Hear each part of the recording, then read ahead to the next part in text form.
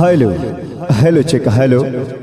एक आवश्यक सूचना, जितने भी बाराती हैं कृपया महाराजा टेंट हाउस के पंडाल में जाएं, खाना का व्यवस्था वहीं पे है। फिर से मैं बोलता हूं कि जितने भी बारातीगण हैं कृपया जो जो खाना नहीं खाए हैं जाकर खा लें। महाराजा टेंट हाउस पंडाल में जाएं और वहां से मुर्गा भात चाप के आए।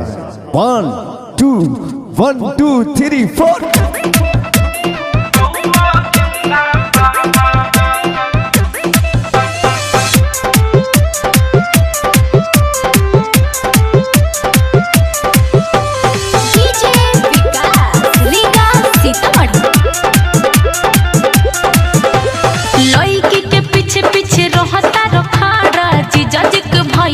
पहले बारा बारा ए हटना लइके के पीछे पीछे रहता रखारा जीजा जी के भाई तंग पहले बारा बारा पीके करे ला जय माला में हाला सुन ल तोहार चाल ना सुहाला हटबा कि ना काहे ना खालो पंडाल में जाके मुर्गा भात। ए जीजू डोंट टच माय सिस्टर।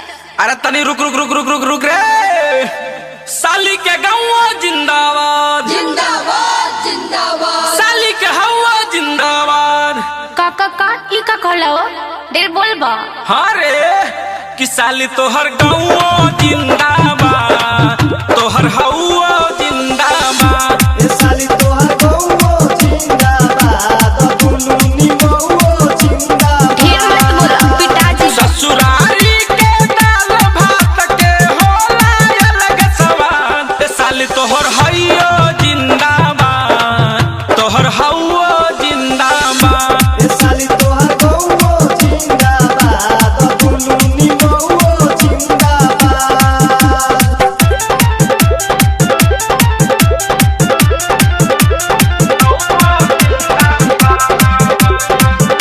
जो खाना नहीं खाए हैं जाकर खा लें। महाराजा टेंट हाउस पंडाल में जाएं, वहाँ पे खाना की व्यवस्था है। गइले ह भैया तोहर रहन सब देख के काहे मारो तारो रसगुल्ला हमके फेंक के। ए बोला ना खाला काहे खिसियात मारू लगे और सटाए हो। हमरे घर जाई एक दिन तोहरो डोली, देखे में लागा तारू तू सीधा साधा हो। बोलो तारू काहे मारा चाई जस बोली। हटाल नहीं बोली के तनु बनबो ओ सताद। सुनी ई ठीक नइखे होत, लोग देखता। अच्छा तो का हो जाई? देखता तो देखे तो होखे तो इज्जत के नु सवाल बा। अच्छा तो का हो जाई? हमरे नु हो कि साली तोहर गौवा जिंदाबाद, तोहर हवा जिंदाबाद। ए साली तोहर गौवा जिंदाबाद, दुनुनी गौवा जिंदाबाद।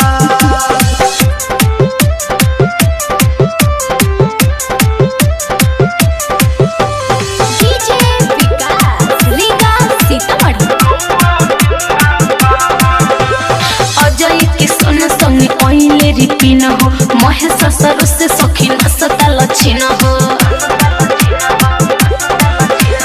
गई चाकिर से ना संगे लसुन लानीती, काहेला काहे करेलू अपमान साली जी।